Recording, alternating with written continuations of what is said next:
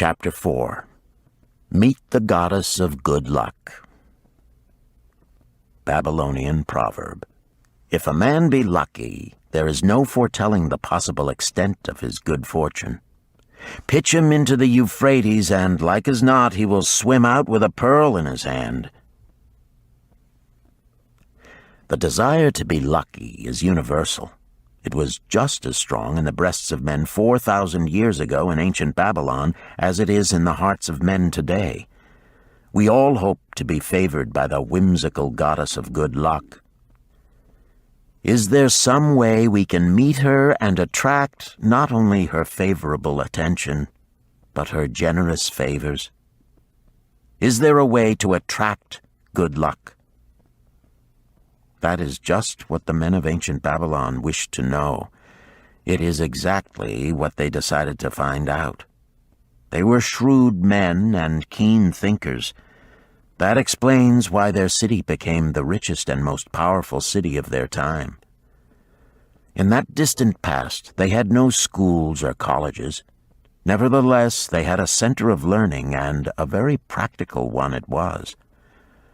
Among the towered buildings in Babylon was one that ranked in importance with the palace of the king, the hanging gardens, and the temples of the gods. You will find scant mention of it in the history books, more likely no mention at all, yet it exerted a powerful influence upon the thought of that time. This building was the temple of learning, where the wisdom of the past was expounded by voluntary teachers and where subjects of popular interest were discussed in open forums. Within its walls, all men met as equals. The humblest of slaves could dispute with impunity the opinions of a prince of the royal house. Among the many who frequented the Temple of Learning was a wise rich man named Arkad, called the richest man in Babylon. He had his own special hall where almost any evening a large group of men, some old, some very young, but mostly middle-aged, gathered to discuss and argue interesting subjects. Suppose we listen in to see whether they knew how to attract good luck. The sun had just set like a great red ball of fire shining through the haze of desert dust when Arkad strolled to his accustomed platform.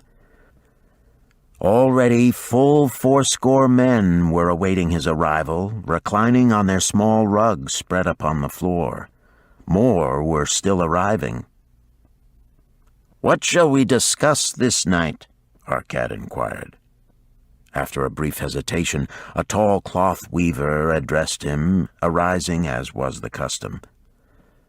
"I have a subject I would like to hear discussed, yet hesitate to offer, lest it seem ridiculous to you, Arkad, and my good friends here." Upon being urged to offer it, both by Arkad and by calls from the others, he continued, "This day I have been lucky, for I have found a purse in which there are pieces of gold. To continue to be lucky is my great desire. Feeling that all men share with me this desire, I do suggest we debate how to attract good luck, that we may discover ways it can be enticed to one." "A most interesting subject has been offered," Arkad commented. "One most worthy of our discussion.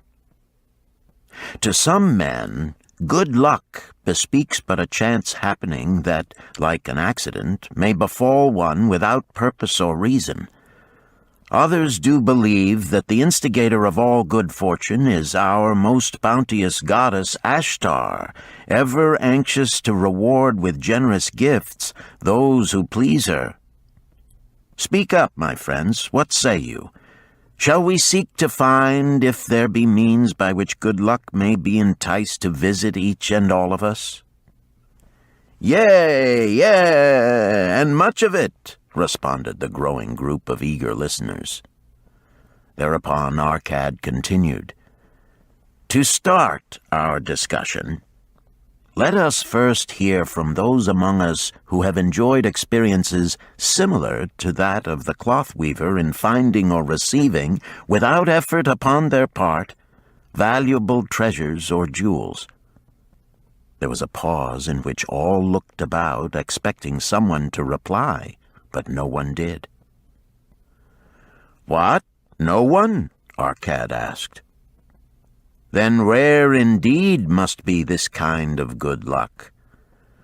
Who now will offer a suggestion as to where we shall continue our search?" "That I will do," spoke a well-robed young man, arising. "When a man speaketh of luck, is it not natural that his thoughts turn to the gaming tables? Is it not there we find many men courting the favor of the goddess in hope she will bless them with rich winnings?" As he resumed his seat, a voice called, "Do not stop! Continue thy story. Tell us, didst thou find favor with the goddess at the gaming tables? Did she turn the cubes with red side up so thou filled thy purse at the dealer's expense? Or did she permit the blue sides to come up so the dealer raked in thy hard-earned pieces of silver?" The young man joined the good-natured laughter, then replied, "I am not averse to admitting she seemed not to know I was even there. But how about the rest of you? Have you found her waiting about such places to roll the cubes in your favor? We are eager to hear as well as to learn." "A wise start," broke in Arkad. "We meet here to consider all sides of each question. To ignore the gaming table would be to overlook an instinct common to most men, the love of taking a chance with a small amount of silver in the hope of winning much gold." "That doth remind me of the races but yesterday," called out another listener. "If the goddess frequents the gaming tables, certainly she does not overlook the races where the gilded chariots and the foaming horses offer far more excitement. Tell us honestly, Arkad, didst she whisper to you to place your bet upon those gray horses from Nineveh yesterday? I was standing just behind thee, and could scarce believe my ears when I heard thee place thy bet upon the grays. Thou knowest as well as any of us that no team in all Assyria can beat our beloved bays in a fair race. Didst the goddess whisper in thy ear to bet upon the grays, because at the last turn the inside black would stumble and so interfere with our bays that the grays would win the race and score an unearned victory?" Arkad smiled indulgently at the banter. "What reason have we to feel the good goddess would take that much interest in any man's bet upon a horse race? To me, she is a goddess of love and dignity whose pleasure it is to aid those who are in need and to reward those who are deserving. I look to find her, not at the gaming tables or the races where men lose more gold than they win, but in other places where the doings of men are more worthwhile and more worthy of reward. In tilling the soil, in honest trading, in all of man's occupations, there is opportunity to make a profit upon his efforts and his transactions. Perhaps not all the time will he be rewarded, because sometimes his judgment may be faulty, and other times the winds and the weather may defeat his efforts. Yet, if he persists, he may usually expect to realize his profit. This is so because the chances of profit are always in his favor. But when a man playeth the games, the situation is reversed, for the chances of profit are always against him, and always in favor of the gamekeeper. The game is so arranged that it will always favor the keeper. It is his business at which he plans to make a liberal profit for himself from the coins bet by the players. Few players realize how certain are the gamekeeper's profits and how uncertain are their own chances to win. For example, let us consider wagers placed upon the cube. Each time it is cast, we bet which side will be uppermost. If it be the red side, the game master pays to us 4 times our bet. But if any other of the 5 sides come uppermost, we lose our bet. Thus, the figures show that for each cast we have 5 chances to lose, but because the red pays 4 for 1, we have 4 chances to win. In a night's play, the game master can expect to keep for his profit 1/5 of all the coins wagered. Can a man expect to win more than occasionally against odds so arranged that he should lose 1/5 of all his bets? Yet some men do win large sums at times, volunteered one of the listeners. Quite so, they do, Arkad continued. Realizing this, the question comes to me whether money secured in such ways brings permanent value to those who are thus lucky.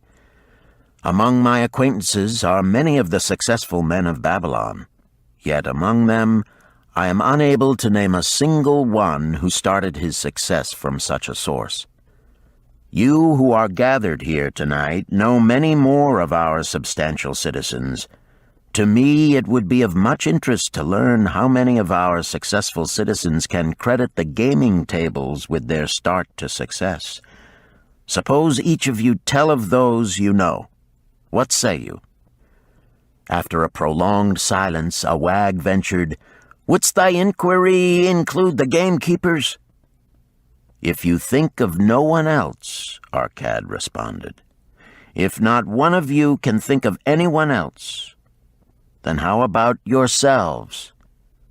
Are there any consistent winners with us who hesitate to advise such a source for their incomes?" His challenge was answered by a series of groans from the rear, taken up and spread amid much laughter. "It would seem we are not seeking good luck in such places as the goddess frequents," he continued. "Therefore let us explore other fields. We have not found it in picking up lost wallets, neither have we found it haunting the gaming tables.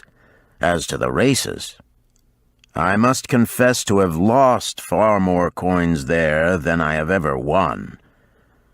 Now suppose we consider our trades and businesses. Is it not natural, if we conclude a profitable transaction, to consider it not good luck, but a just reward for our efforts? I am inclined to think we may be overlooking the gifts of the goddess. Perhaps she really does assist us when we do not appreciate her generosity. Who can suggest further discussion?" Thereupon an elderly merchant arose, smoothing his genteel white robe.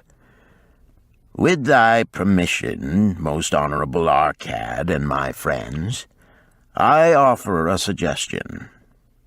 If, as you have said, we take credit to our own industry and ability for our business success, why not consider the successes we almost enjoyed but which escaped us, happenings which would have been most profitable?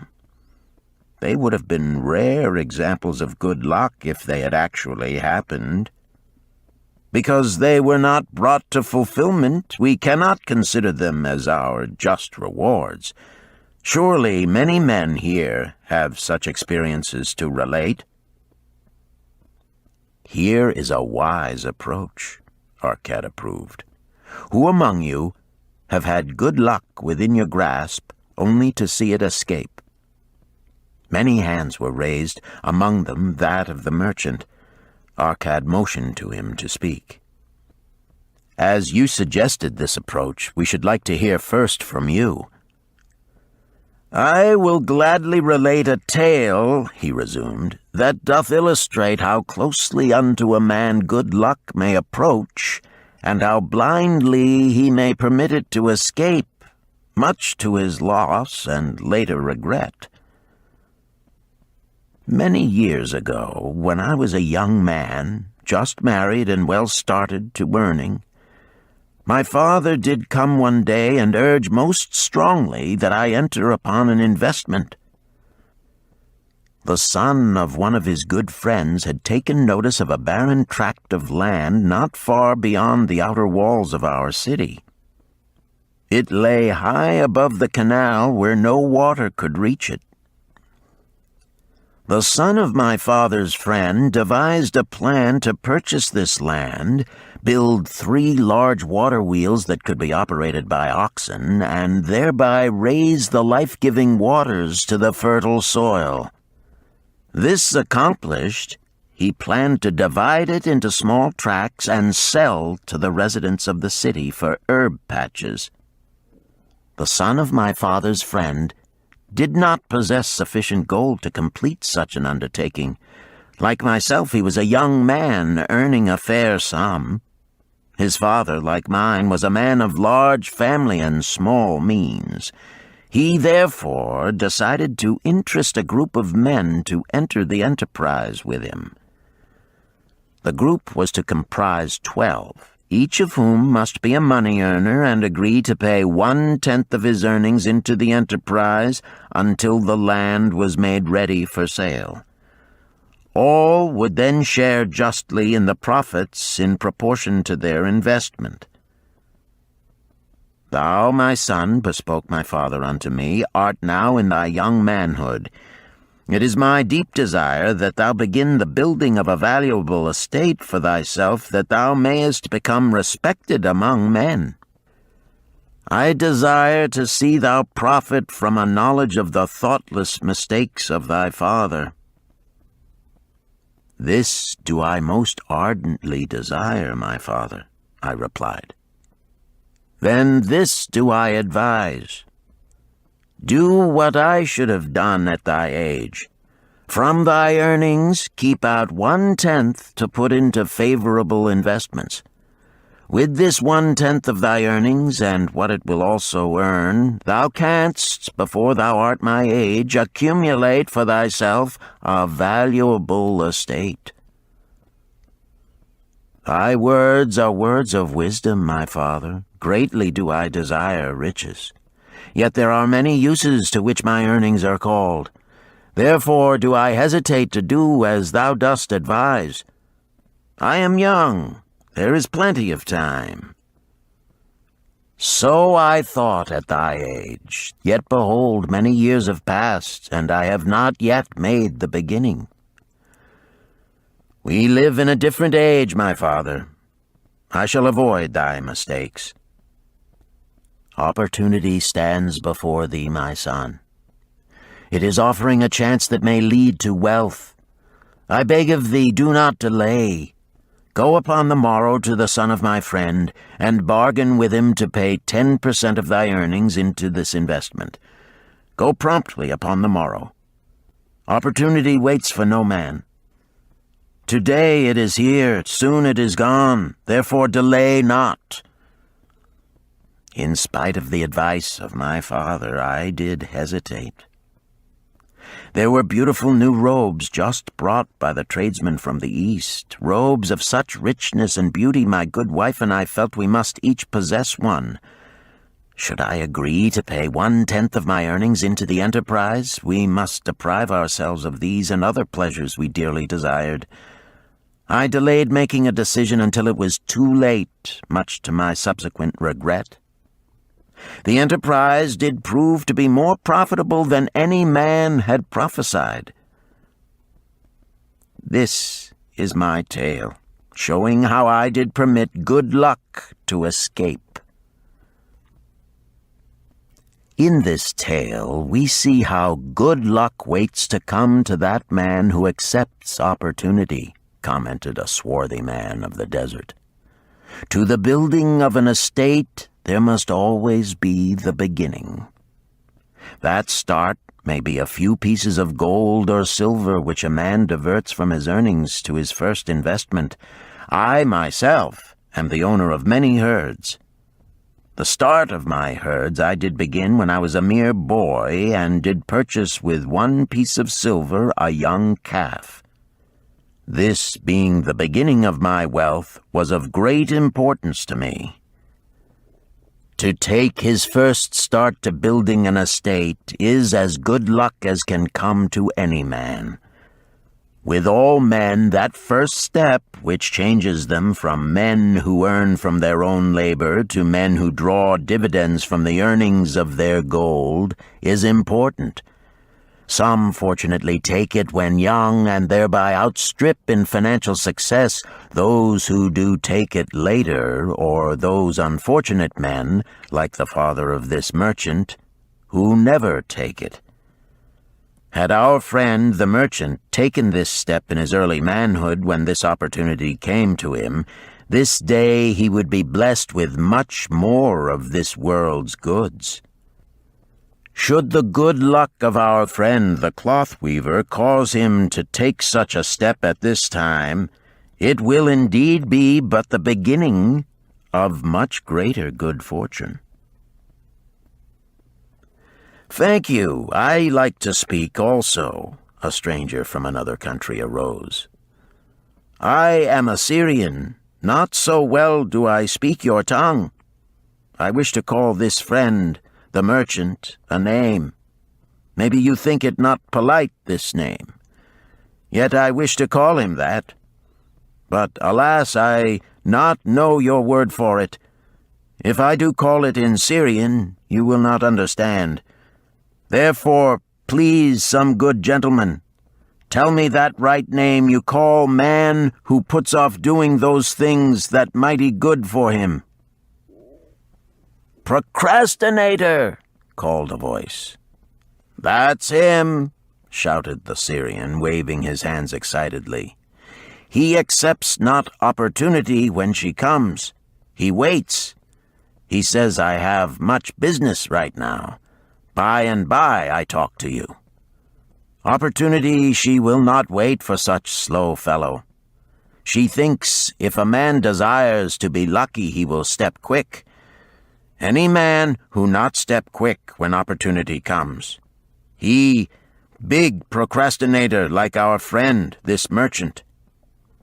The merchant arose and bowed good-naturedly in response to the laughter. "My admiration to thee, stranger within our gates, who hesitates not to speak the truth." And now let us hear another tale of opportunity. Who has for us another experience? Demanded Arkad. "I have," responded a red-robed man of middle age. "I am a buyer of animals, mostly camels and horses. Sometimes I do also buy the sheep and goats. The tale I am about to relate will tell truthfully how opportunity came one night when I did least expect it. Perhaps for this reason I did let it escape. Of this you shall be the judge. Returning to the city one evening after a disheartening 10 days' journey in search of camels, I was much angered to find the gates of the city closed and locked. While my slaves spread our tent for the night, which we looked to spend with little food and no water, I was approached by an elderly farmer who, like ourselves, found himself locked outside. "Honored sir," he addressed me, "from thy appearance I do judge thee to be a buyer. If this be so, much would I like to sell to thee the most excellent flock of sheep just driven up. Alas, my good wife lies very sick with the fever. I must return with all haste. Buy thou my sheep, that I and my slaves may mount our camels and travel back without delay." So dark it was that I could not see his flock, but from the bleating I did know it must be large. Having wasted 10 days searching for camels I could not find, I was glad to bargain with him. In his anxiety, he did set a most reasonable price. I accepted, well knowing my slaves could drive the flock through the city gates in the morning and sell at a substantial profit. The bargain concluded, I called my slaves to bring torches that we might count the flock which the farmer declared to contain 900. I shall not burden you, my friends, with a description of our difficulty in attempting to count so many thirsty, restless, milling sheep. It proved to be an impossible task.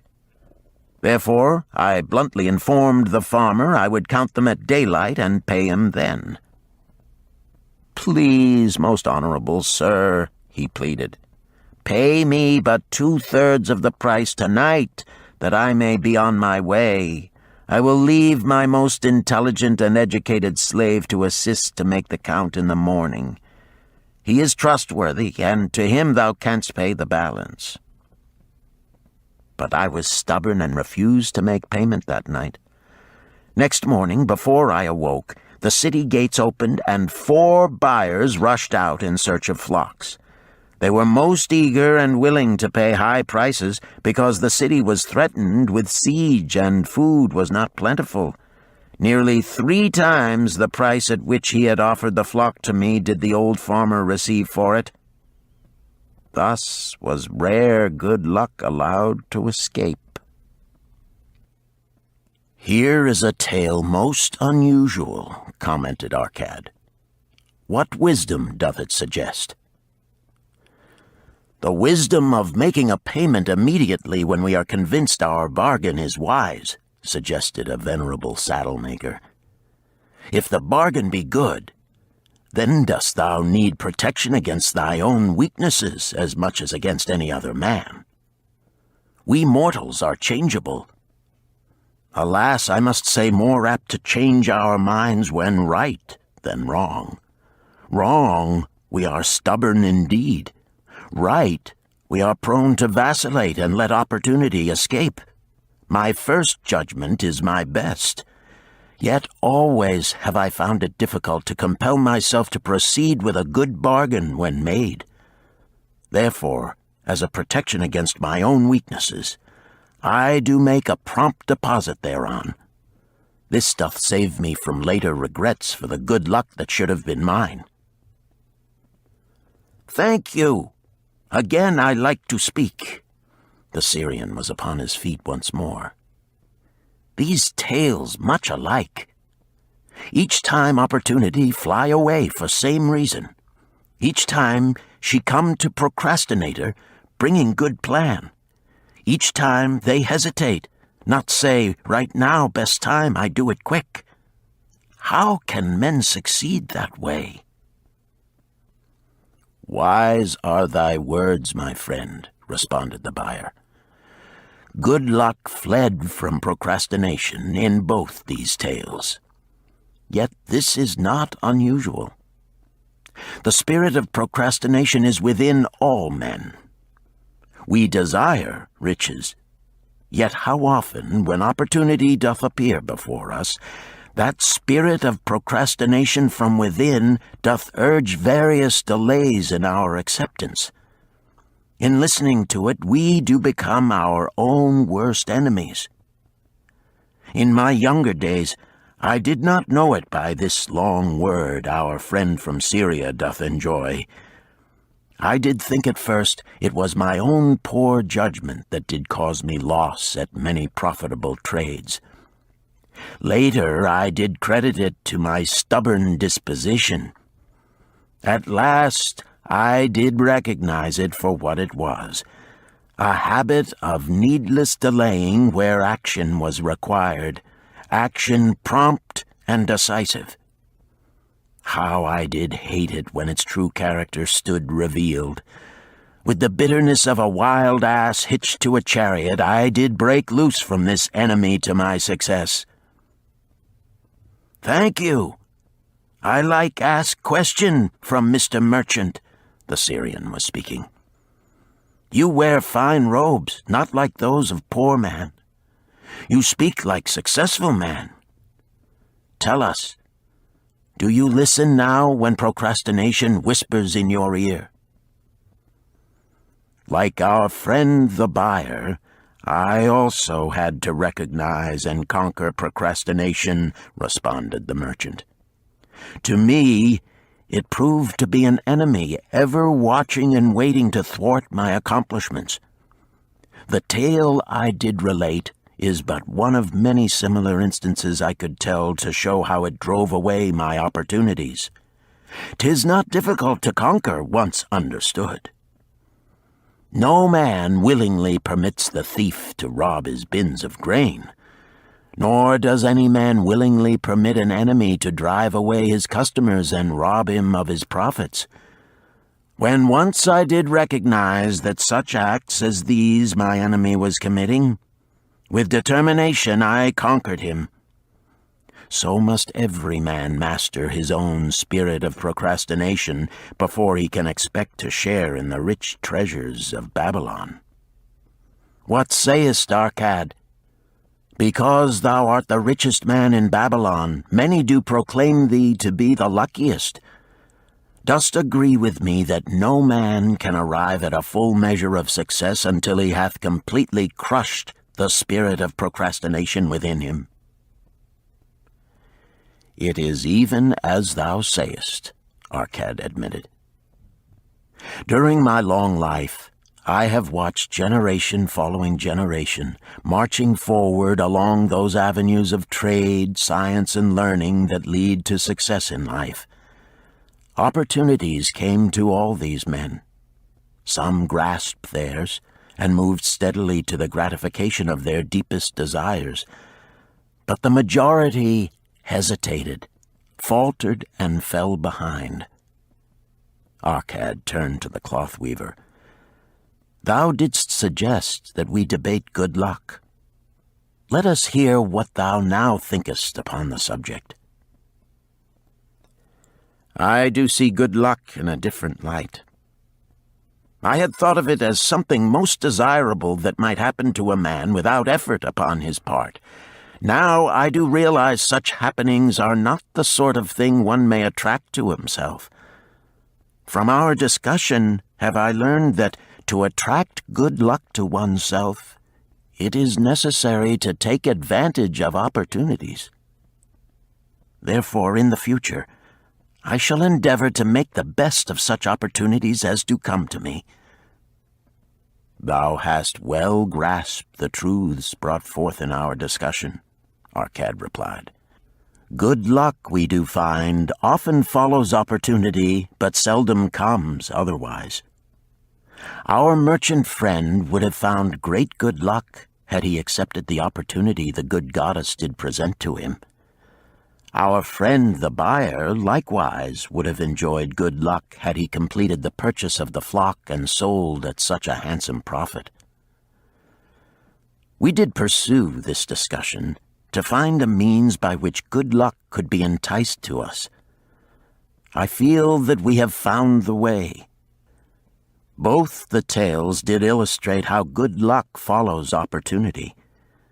Herein lies a truth that many similar tales of good luck, won or lost, could not change.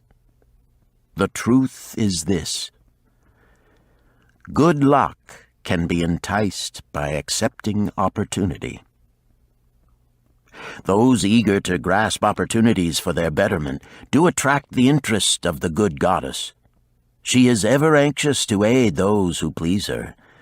Men of action please her best. Action will lead thee forward to the successes thou dost desire. Men of action are favored by the goddess of good luck.